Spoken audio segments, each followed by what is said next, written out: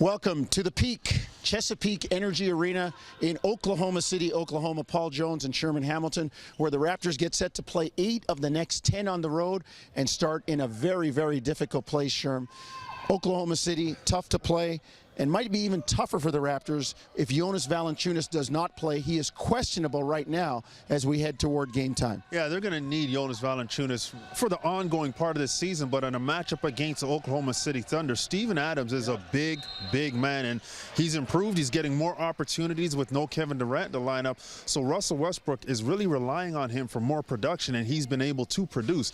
And I think Jonas Valanciunas, for his own personal kind of rhythm, you don't want him to miss too much basketball, and for the team rhythm. Look, you don't have Jared Sullinger right now, but you want to have as many pieces together, playing together, and getting acclimated to the situation as quickly and as consistently as possible. Jonas Valanciunas, if he can play tonight, you better believe he's going to be in the lineup. Not to mention neutralizing the big guys of Adams and Cantor, being able to throw it inside. We saw Sacramento's DeMarcus Cousins run wild on Sunday.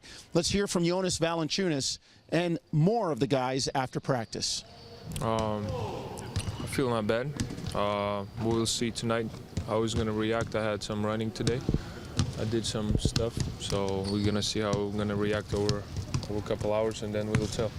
They're a pretty good team, man. Their record is what it is for a reason. So, you know, they got a hell of a leader, and they got good coaching, and they got great players around it. They got Steven Adams and Oladipo they just signed for extensions for a reason. They're a good team.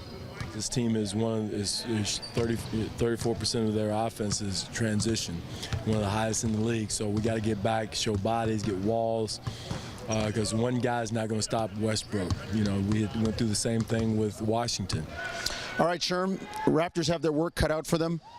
Not to mention that guy, Russell Westbrook, who we both think right now is the early season MVP and may threaten Tiny Archibald, leading the lead in scoring and assists in the same year. And may challenge that triple-double record set by Oscar Robertson. So I just think that the way that he impacts the game, the levels that he can dictate a win for Oklahoma City, it's not just scoring. Yep. As you said, he can pass it, he can rebound it, and those are dominating skills. But his energy that he plays with, his ability to take over the game with the pace, the strength that he attacks the basket with, the amount of pressure he puts on your defense.